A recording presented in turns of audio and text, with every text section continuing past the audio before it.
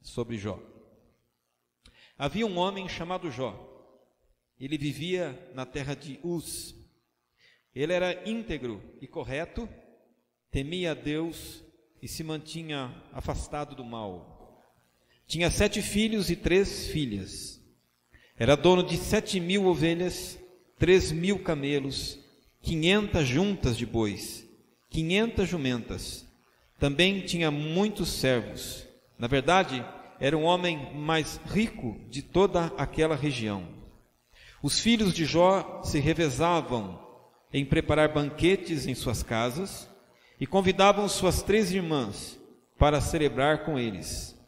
Quando terminavam esses dias de festa, Jó mandava chamar seus filhos a fim de purificá-los. Levantava-se de manhã, bem cedo, e oferecia um holocausto em favor de cada um deles, pois pensava: pode ser que os meus filhos tenham pecado e amaldiçoado a Deus no seu coração. Essa era a prática habitual de Jó. Certo dia os anjos vieram à presença do Senhor e Satanás, o acusador, veio com eles. De onde você vem? Perguntou o Senhor. Satanás respondeu: estive rodeando a terra, observando o que nela acontece. Então o Senhor perguntou: você reparou em meu servo Jó? Não há ninguém na terra como ele. É homem íntegro, correto, teme a Deus, se mantém afastado do mal. Satanás respondeu: é verdade, mas Jó tem bons motivos para temer a Deus. Tu puseste um muro de proteção ao redor dele, da sua família, dos seus bens, e o abençoaste em tudo que ele faz. Vê como ele é rico. Estende a tua mão e toma tudo que ele tem, e certamente ele te amaldiçoará na tua face. Pois bem, você pode prová-lo, disse o Senhor. Faça o que quiser com tudo que ele possui, mas não lhe cause nenhum dano físico. Então Satanás saiu da presença do Senhor. Certo dia, quando os filhos e as filhas de Jó estavam num banquete na casa do irmão mais velho, chegou até a casa de Jó um mensageiro com essa notícia: seus bois estavam arando, os jumentos estavam pastando perto deles. Os sabeus nos atacaram, roubaram todos os animais, mataram todos os empregados. Só eu escapei para te contar. Enquanto ele falava, outro mensageiro chegou com essa notícia: o fogo de Deus caiu do céu, queimou suas ovelhas e todos os seus pastores. Só eu escapei para lhe contar. Enquanto ele falava, outro mensageiro chegou com essa notícia: 3 bandos de saqueadores caldeus roubaram seus camelos e mataram seus servos. Só eu escapei para lhe contar. Enquanto ele falava, outro mensageiro chegou com essa notícia: seus filhos, suas filhas estavam num banquete na casa do irmão mais velho. De repente veio do deserto um vendaval terrível e atingiu a casa de todos os lados. A casa desabou e todos os seus filhos morreram. Só eu escapei para lhe contar. Então Jó se levantou, rasgou o seu manto, depois raspou a cabeça, prostrou-se com o rosto no chão, adorou e disse: saí nu do ventre da minha mãe, estarei nu quando partir. O Senhor me deu o que eu tinha, o Senhor o tomou. Louvado seja o nome do Senhor. Em tudo isso, Jó não pecou, nem culpou a Deus. Ainda no capítulo 2, verso 8. Jó, sentado em meio a cinzas, raspava a pele com um caco de cerâmica. Sua esposa lhe disse: você ainda tenta manter sua integridade? Amaldiçoe a Deus e morra. Jó respondeu: você fala como uma mulher insensata. Aceitaremos da mão de Deus apenas as coisas boas e nunca o mal? Em tudo isso, Jó não pecou com seus lábios. Eu queria projetar para você uma imagem Não sei se você já provou desse prato e não sei se você já comeu. Mas eu gostaria de falar um pouquinho sobre essa figura marítima, a lagosta. Um detalhe interessante da lagosta, que eu descobri, é que a lagosta cresce todo ano um pouquinho. É um ser que cresce. E logicamente ela tem essa carapaça que a protege, que é muito dura. E todos os anos, na medida que ela cresce, ela tem que tomar uma decisão. Ou ela sai dessa carapaça, rompe e vai no meio do mar até que se forme uma nova carapaça que lhe comporte um novo tamanho. Ou ela fica dentro da carapaça e morre. Há um problema, porém. Se ela rompe a carapaça e sai, ela é alvo de predadores no meio do mar. Apesar disso, a gente não, porque eu nunca comi. Apesar disso, as pessoas continuam comendo lagosta. Sabe por quê?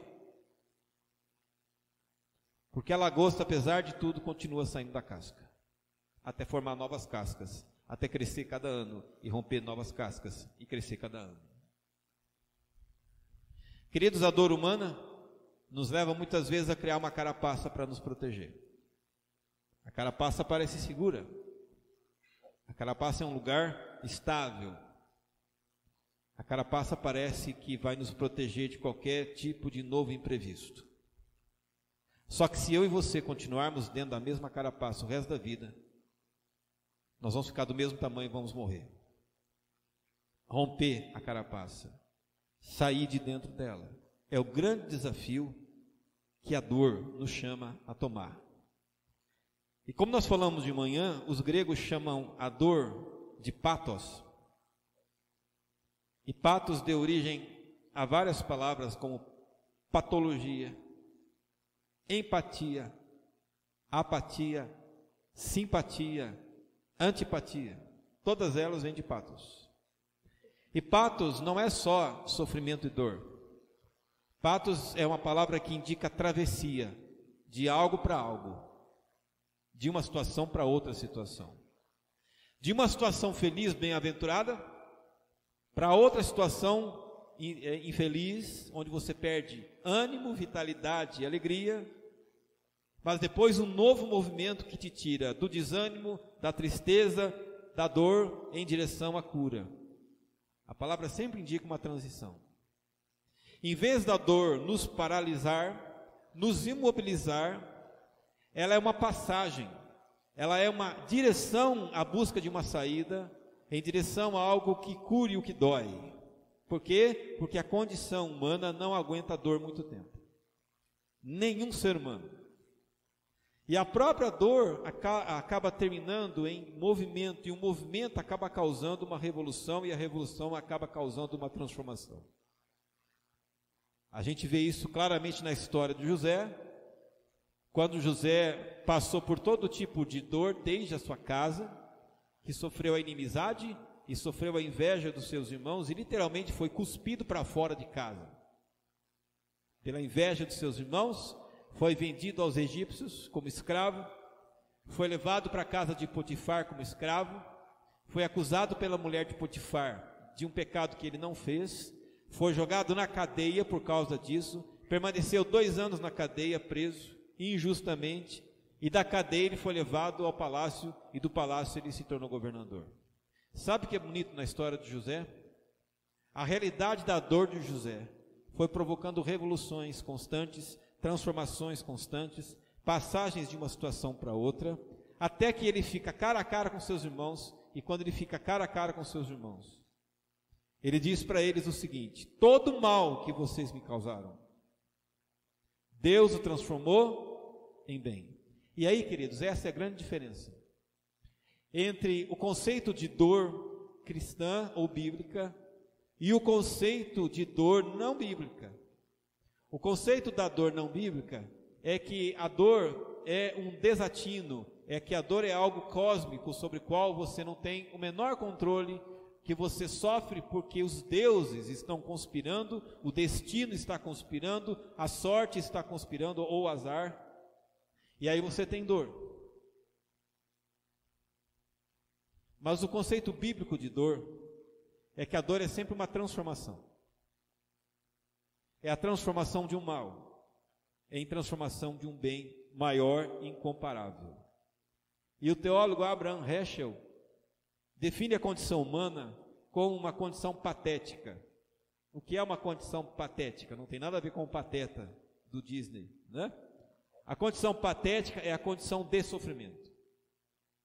O humano se depara com algumas coisas. Primeiro, ele se depara com um limite. A primeira coisa, a primeira realidade do sofrimento é que o ser humano percebe o seu limite. Isso provoca dor. Na medida que ele vai crescendo, na medida que ele vai desenvolvendo, na medida que ele vai envelhecendo, ele começa a perceber que limites lhe são impostos, né? Ele já não tem a mesma vitalidade, ele já não tem a mesma capacidade, e os limites vão chegando. O limite produz a dor e o sofrimento. Outro, as circunstâncias vão retirar tudo aquilo que ele planejou alcançar e atingir. Ele planeja, ele intenciona, ele sonha, mas as circunstâncias muitas vezes roubam. Isso provoca dor. E você vê no Éden claramente a manifestação da dor surgindo como consequência da primeira atitude humana de escolha, contrária ao plano de Deus. Deus diz para Eva: em dores darás à luz. Diz para Adão: no suor do teu rosto ganharás o teu pão. E diz para os dois: tu és pó, e ao pó tornarás. E o que resta ao ser humano? O que resta ao ser humano é viver essa tensão entre dor e superação, entre padecimento e superação, entre vivência e experiência. E nesse momento em que o que nos resta é passar de uma situação para outra, ou viver essas realidades na pele, a companhia de quem está do lado é fundamental. Não uma companhia necessariamente que esteja do nosso lado para dar sentido, para dar explicação ou para dar resposta, mas apenas para sentir junto. E o que ajuda na patos humana é uma coisa chamada empatia. É isso que os amigos de Jó, você lembra, fizeram com ele, não é? Assim que Jó está tomado de doença, perde tudo, os três grandes amigos de Jó chegam até ele calados, e ficam calados algum tempo, e essa foi a melhor ajuda que eles fizeram. No momento em que eles tentam abrir a boca para dar uma explicação, estragam tudo. Mas no começo eles acertaram, vieram para se condoer, vieram para sentir empatia, vieram para sentir junto. E aí, queridos, diante da dor, diante dessa palavra, patos, nós encontramos 4 manifestações humanas. O ser humano reage diante da dor através de 4 manifestações. A primeira é a simpatia. Simpatia é aquela pessoa que olha para a necessidade do outro, olha para a dor do outro, olha para o sofrimento do outro, mas olha à distância.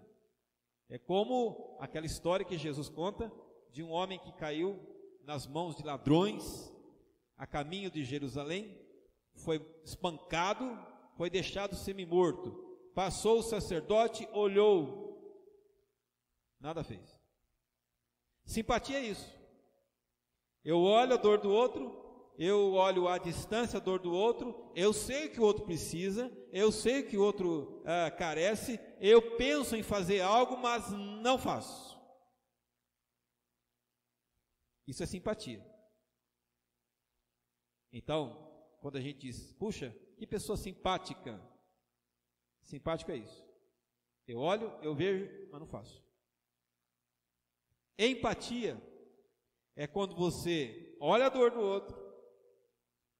do outro faz você sentir a dor dele como se fosse a sua, como aquele hino cântico que a gente canta, né?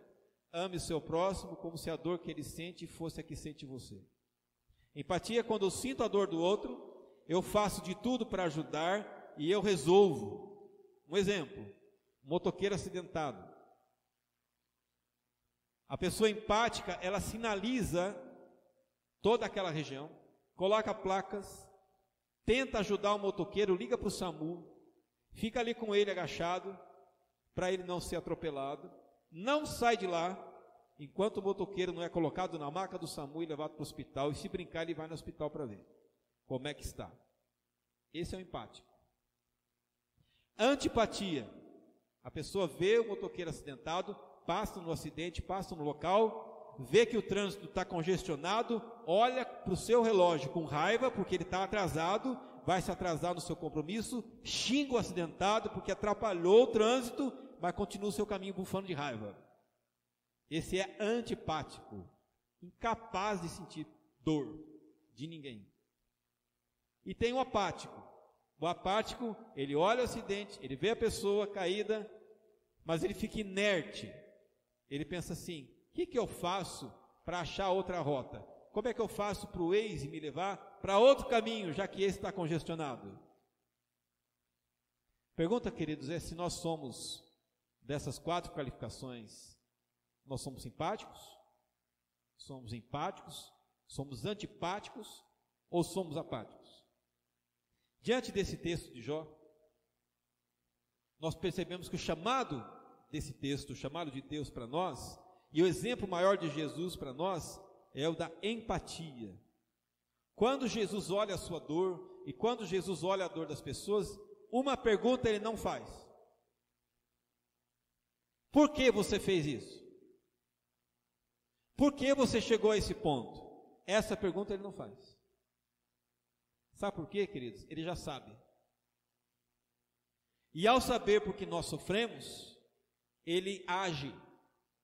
E ele cura a nossa ferida. Por isso que Isaías diz, pelas suas feridas, nós somos sarados. Agora, qual é o problema quanto à questão do sofrimento? É que existe uma lógica perversa por trás dessa questão da ótica do sofrimento humano. Por exemplo, a lógica não cristã do sofrimento humano é esta: se você fizer o bem, você será sempre abençoado, e se você fizer o mal, você será sempre punido.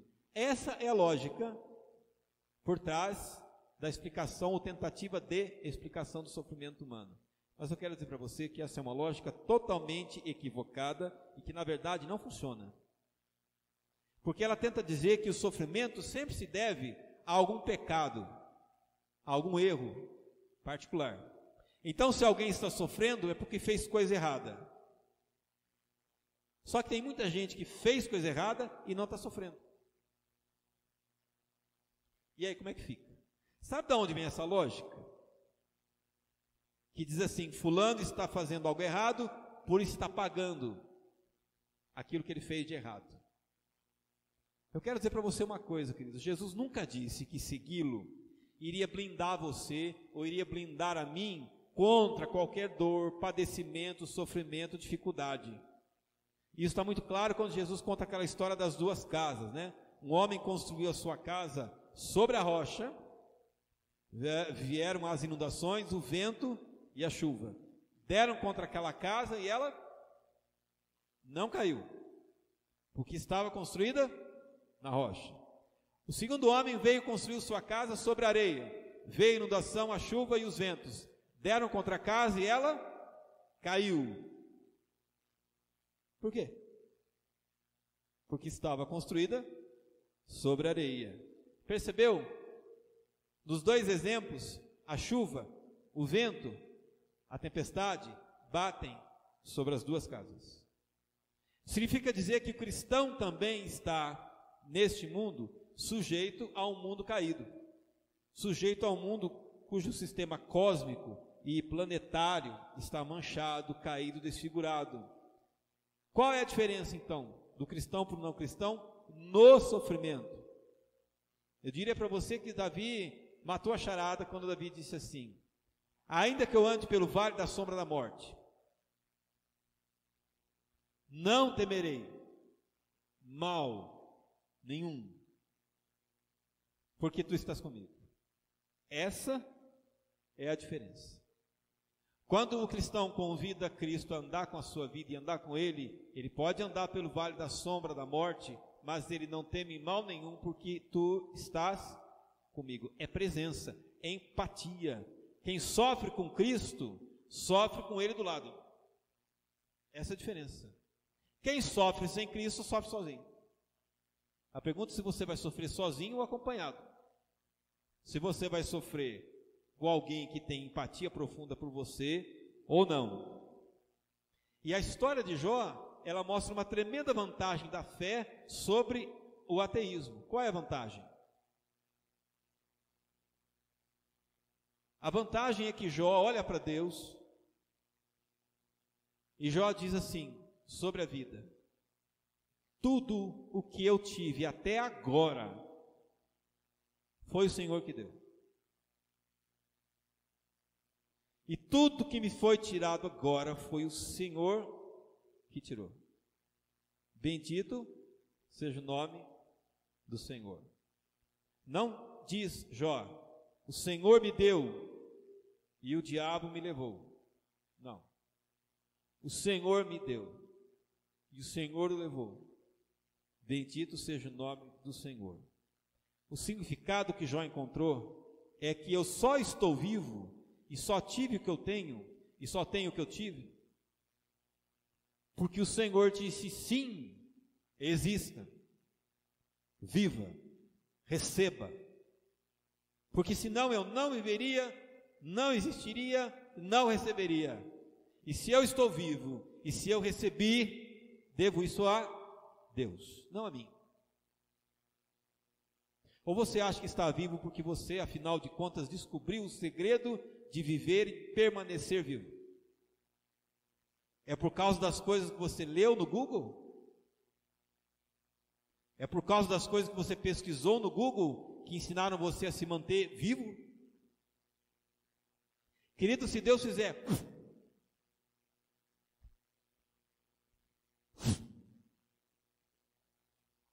se Deus soprar, você acaba. Mas é o sopro dele que te dá vida.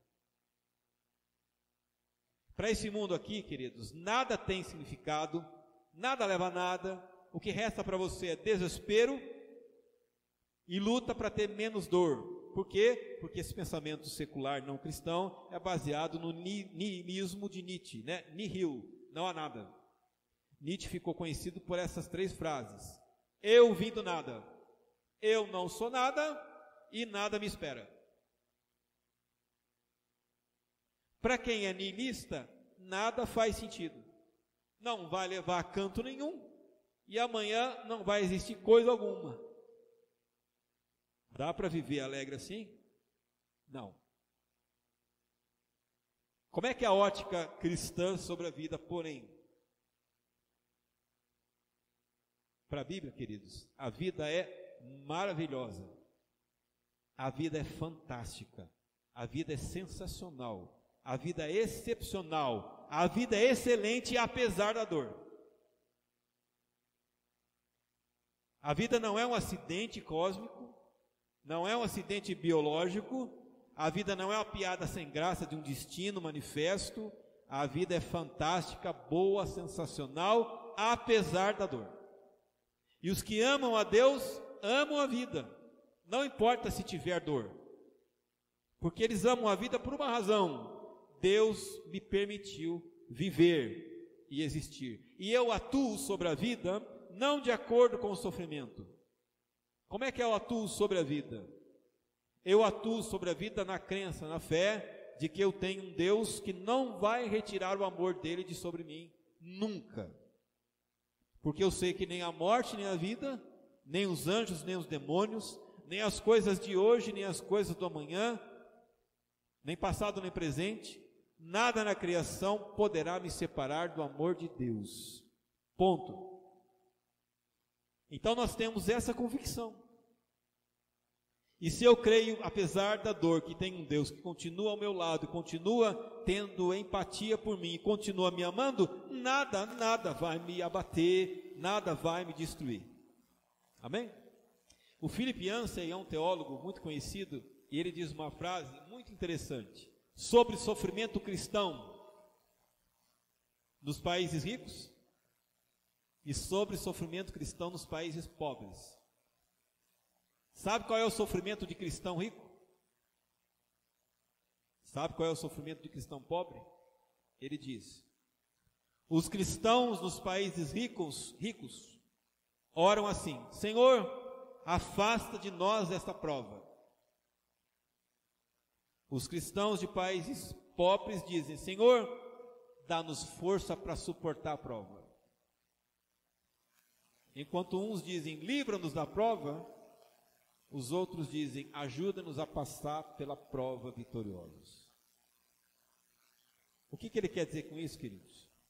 Que todos nós somos provados, sejam ricos e pobres, negros ou brancos, latinos ou americanos ou europeus, não importa. Ao longo da história, todos os cristãos passaram por períodos difíceis por causa do cristianismo. Momentos em que não houve milagre, momentos quando as orações não foram respondidas no momento, momentos que Deus pareceu ausente deles, e nessas horas eles não faziam a primeira oração, eles faziam a segunda: ajuda-nos a suportar a prova. E na história de Jó nós encontramos dois componentes. Primeiro, a certeza da companhia de Deus na dor. Segundo componente, o desejo de continuar fiel a esse Deus apesar da dor. E eu quero dizer para você, ou levar você a perceber nessa noite, 3 atitudes que Jó nos ensina sobre dor. Primeira atitude: render-se.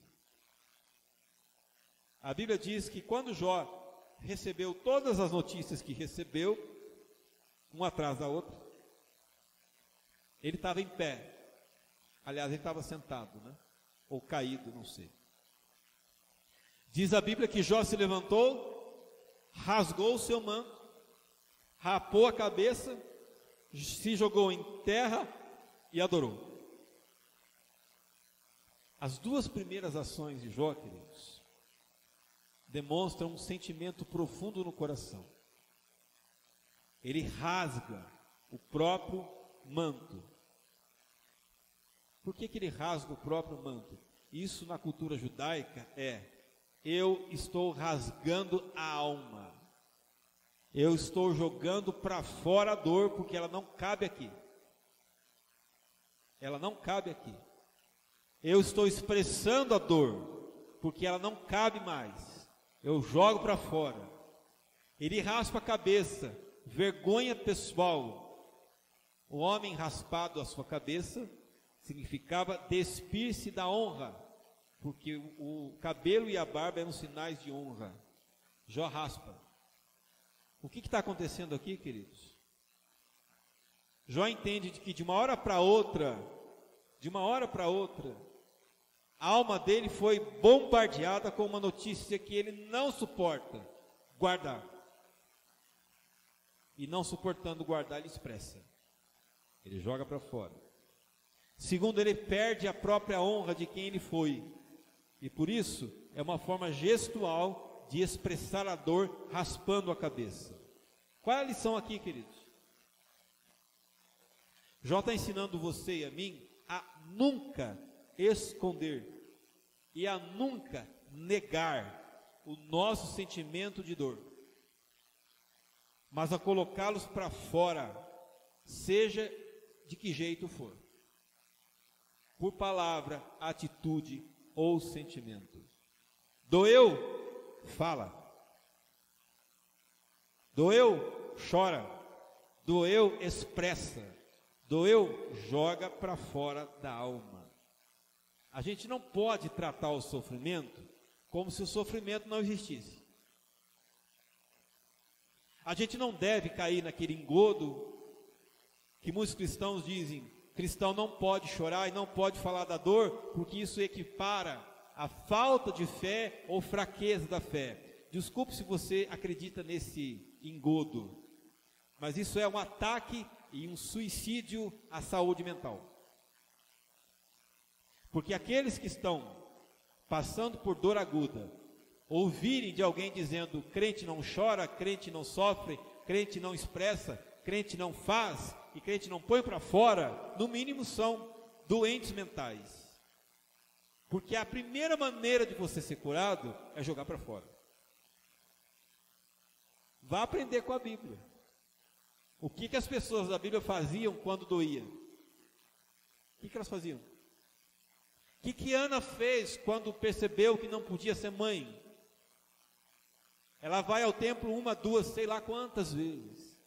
Chega uma hora que ela está fazendo uma oração esquisita. Tão esquisita, que o sacerdote ali fala assim: mulher, larga essa cachaça. Devia ser uma oração estranhíssima, porque o sacerdote achou que ela estava bêbada. Ela diz: eu não estou bêbada, eu estou expressando a minha dor. Deus não condena expressão de dor. Deus convida a colocar a dor para fora. Então, queridos, quando dói, nós temos que colocar para fora tudo que deixa a alma amarga, para que a alma depois fique doce. Se você não colocar a amargura para fora, toda a sua dor vai amargar você como um todo. E pessoas amargas são pessoas que não colocaram a dor para fora, ou porque se fizeram de fortes, ou porque acreditaram que tinham que se fazer de fortes, ou porque disseram para elas que não podiam fazer isso. Só que a confissão, a colocação, a exposição da dor não pode parar no desespero. Ela tem que vir acompanhada do próximo passo. Qual é o próximo passo, queridos? Render-se. A Bíblia diz que Jó fez o quê? Rasgou a sua roupa, raspou a sua cabeça, jogou-se no chão e adorou, né? No texto hebraico, adorar é render-se. Interessante isso, né? Render-se. Não diz que Jó pegou o violão. Deixa eu compor uma música para minha dor aqui. Não. Não diz que ele cantou um cântico. Não diz que ele compôs uma canção. O que ele fez? O que é adoração? É: eu me rendo a ti. Eu não entendo nada. Não dá para decifrar o que é. Mas eu me rendo. Eu me rendo a ti, eu me rendo às minhas emoções a ti, eu rendo o meu desespero a ti, eu me rendo ao teu amor. Ponto. Qual foi a palavra de Satanás? Sugerir a Deus que o sofrimento de Jó levaria Jó à rebeldia. A mesma rebeldia de Satanás. Quando Satanás não teve o seu desejo atendido, ele se rebelou contra Deus. Jó, quando perdeu tudo que tinha, rendeu-se a Deus. Jó não rompeu com Deus, Jó rendeu-se a Deus. E ao se render a Deus, ele não só venceu o sofrimento, ele venceu o próprio diabo, tentando afastá-lo de Deus. A esposa de Jó coloca na sua própria boca as palavras do próprio diabo. Você ainda tenta manter a tua integridade, amaldiçoa Deus e morre. Quem estava falando ali? O diabo. O que a mulher de Jó mostra nesse momento de perda pelo próprio marido? Antipatia. Não quero saber do que está passando com você. Eu casei com um homem rico do Oriente. Eu casei com aquele homem que tinha um bando de gado. Aquele homem que tinha 7 filhos e 10 filhos. Aquele homem que era o mais rico, mais influente. Aquele homem cheio de saúde. Não esse caco de homem que virou agora. Amaldiçoa Deus e morre. Sabe por quê? Porque eu não quero me envolver com isso aí. Antipatia. A acusação dela é: você está sofrendo, sabe por quê? Porque você se rendeu a Deus. Queridos, a primeira coisa a fazermos diante da dor é nos rendermos a Deus. É o Senhor que deu, é o Senhor que tirou, bendito seja o seu nome. Amém? Segunda coisa que ele faz, descansar. Essa frase dele que todos nós conhecemos, o Senhor o deu, o Senhor o tomou, bendito seja o nome do Senhor. O que Jó está dizendo para nós? Uma coisa óbvia, mas que nem sempre é óbvia. A vida não está na nossa mão em nenhum instante. A gente acha que está, mas a nossa vida não está na nossa mão em nenhum instante. Deus pode dar, Deus pode levar. Não há na teologia bíblica, queridos, nenhum lugar para o pensamento maniqueísta. O que é pensamento maniqueísta? Quando Jó diz Deus deu e Deus tirou, ele está mostrando para nós que nós temos que combater na nossa mente essa ideia maniqueísta que vem do Mani, ou do Manes, na Pérsia, século III, da era cristã. O que esse sujeito dizia? Que o mundo tinha um funcionamento dualista, fusão de espírito com matéria, que representam ao mesmo tempo o bem, espírito, matéria, o mal. O que quer dizer isso, então? O universo foi criado e o universo é dominado por dois princípios contrários. Deus é o bem absoluto. O diabo é o mal absoluto. O universo foi criado pelos dois. E o universo é dominado pelos dois. É claro que vai ter, mas que bobagem, né? É uma bobagem. Mas quer ver como a gente pratica isso? Quando tudo acontece de bom para a gente, o que a gente faz? É Deus. Oh Deus. Quando alguma coisa ruim, muito mal acontece, o que a gente fala? Oh desgraçado do diabo. De novo, né? O tinhoso. Não é? Não é isso? Isso é concepção maniqueísta. O mundo é fundado por duas forças, é criado por duas forças contraditórias, contrárias, o bem e o mal. E a sua vida está no meio desse negócio aí. Mas, queridos, deixa eu dizer uma coisa para você. Quem tirou o que pertencia a Jó?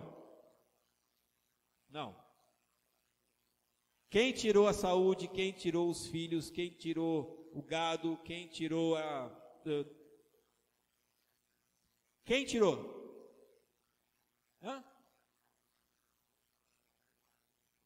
Quem acredita que foi Deus, levanta a mão. Quem acredita que foi o diabo que tirou? Foi o diabo que tirou.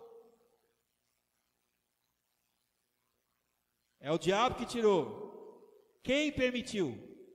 Deus. O diabo disse, eu vou fazer e ninguém manda em mim para não fazer. Foi isso? Deus falou para ele, pode tirar tudo que você quiser dele, só não toca nele, é meu. O que aconteceu depois de tanto tempo? Deus restituiu a Jó em dobro. Por quê? Porque foi Deus que deu. É o diabo? Não, é Deus que deu. Então, ainda que Satanás tenha retirado, Deus quem autorizou fazer isso. Queridos, é sempre Deus. Eu leio na minha Bíblia que Satanás veio para fazer três coisas: roubar, matar, destruir.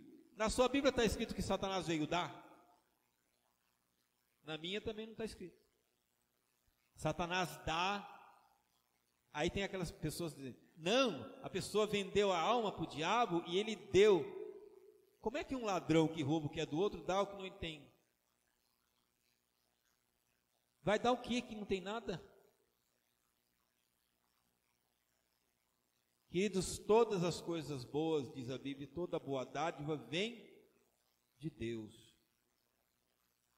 Então não faz sentido cantar aquela música, graças a Deus a gente não canta. Restitui, eu quero de volta o que é meu. A pergunta é, o que é seu? O Salmo 24 fala assim, do Senhor é a terra, e tudo que nela se contém, o mundo e todos os que nele habitam. O que é seu? Nada. Nada. É te dado por empréstimo, mas não é seu. Cuidado para não sofrer com dor à toa, quando você achar que alguma coisa é tua e você perder. Não é teu. Mas era meu, era teu nada. Não é teu.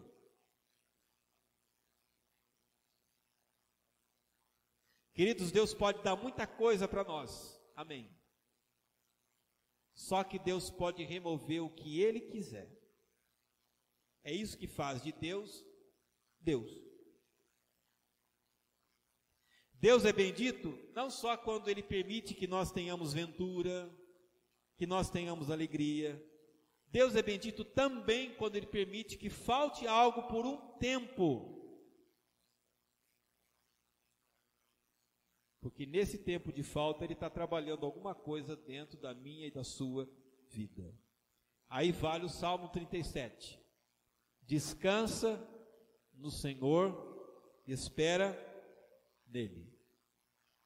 Os amigos de Jó estão acusando Jó de sofrer por ter pecado. Qual é a reação dos amigos de Jó? Apatia. Não sentem o que Jó está sentindo e querem se livrar de qualquer responsabilidade por ele. São extremamente apáticos. Quando você estiver passando por dor, lembre, depois de expressar a sua dor e depois de colocar para fora, renda-se. E a terceira atitude que Jó ensina é confiar. O texto diz que em tudo isso, Jó não pecou, nem atribuiu a Deus falta alguma. Sabe o que é bonito, que eu acho mais bonito em Jó? É que Jó vê tudo o que aconteceu e ele não coloca Deus no meio disso. A não ser quando ele diz foi Deus que deu e Deus tirou. Acabou. Isso eu acho fantástico. Isso é uma maturidade inquestionável de um ser humano. Deus não tem culpa nenhuma desse negócio. Isso é maturidade. Jó não briga com Deus. Como assim? Como assim? Eu não fui íntegro até agora? Como assim? Eu não orava pelos meus filhos? Como assim? Não. Não tem briguinha com Deus. Maturidade. Satanás está sugerindo que Deus muda de comportamento, né? Deus pergunta para Satanás: você viu meu servo Jó? Mas olha a pergunta: você viu o meu servo Jó? Satanás diz: é fácil ele honrar, é fácil ele amar o Senhor. O Senhor encheu ele de coisa. Se o Senhor tirar tudo que ele tem, ele vai blasfemar de ti. Então o que Satanás está sugerindo? Que Deus muda de comportamento de acordo com o comportamento humano. Agora, se Deus mudasse de comportamento de acordo com a mudança do seu comportamento, do meu, nós estaríamos fritos. Ele está sugerindo que pudesse haver da parte de Deus essa dualidade, méritos e débitos. Você fez coisa boazinha, Deus te dá uma medalhinha. Você fez coisa errada, Deus vai te dar uma palmadinha. Queridos, Deus não trata a gente assim. Você percebe Jó em um momento dizendo Deus deu e Deus o tomou. Num outro momento, no capítulo 3, que eu não li, Jó fala assim: maldito o dia em que eu nasci e o dia que disseram para minha mãe, você tem um filho. Que coisa pesada, né? Lá você tem Jó, bendito seja o Senhor. Aqui você tem Jó dizendo, maldito o dia que eu nasci. Jó mudou? Mudou. Porque a dor começou a apertar. Deus mudou em relação a Jó? Não. Essa é a prova de que, apesar do fato de que muitas vezes a dor leva a gente a mudar, o Deus que ama a todos nós e que entende dor nunca muda. E se Deus recompensasse os que sempre acertam e depois punisse quando errassem, Jó não teria sobrevivido quando teria dito, maldito o dia que eu nasci.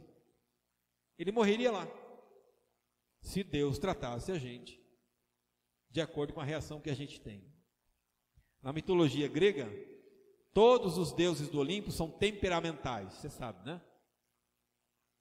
Tem a história do filho de Zeus, um dos filhos dele, chamado Prometeu. Ele roubou o fogo sagrado do Olimpo, trouxe para a terra, deu para os homens trabalharam o fogo, produziram manufatura, produziram coisas boas, mas produziram armas. Zeus ficou irado com seu filho Prometeu, por ter roubado o fogo dos deuses e ter dado fogo para os homens, e o puniu, e o colocou pela eternidade, acorrentado a uma rocha, no meio do mar. Durante o dia as aves de rapina iam comer as entranhas de Prometeu. E ele tinha as suas entranhas o dia inteiro comido por aves, amarrado. À noite as aves iam embora, as entranhas dele se reconstruíam, ele ficava inteiro, para no dia seguinte as aves voltar e comerem as entranhas, e à noite se recompor, e assim por toda a eternidade. Queridos, Deus não é Zeus. Eu leio na Bíblia que Deus tem um padrão imutável. Deus nos trata como Ele é, e não como eu sou. Deus me trata como Ele é. Deus não me trata como eu sou. O Salmo 103 lembra, reafirma essa verdade, dizendo assim: o Senhor é compassivo, misericordioso, lento para se irar, não nos acusará o tempo todo, não permanecerá irado para sempre, não nos castiga por nosso pecado, não nos trata como merecemos, porque o seu amor por aqueles que o temem é imenso, como a distância entre o céu e a terra. De nós afastou nossos pecados, tanto como o Oriente longe do Ocidente. O Senhor é como um pai para seus filhos, bondoso e compassivo para com os que o temem, pois Ele sabe como somos fracos e lembra que não passamos de pó. Amém, queridos? Então, cuidado para que durante o seu tempo de sofrimento, achar que Deus mudou, achar que Deus deixou de ser bom, achar que Deus esqueceu sua situação, achar que Deus não se importa, achar que Deus o abandonou. Não. Eu queria encerrar dizendo 3 coisas nessa noite. Deus não é a mulher de Jó. Antipatia. Deus não é os amigos de Jó. Apatia. Deus é Jesus. É empatia. Sofre no lugar. Toma as dores no lugar. Morre no lugar. Por isso que a Bíblia diz: o castigo que nos traz a paz estava sobre ele.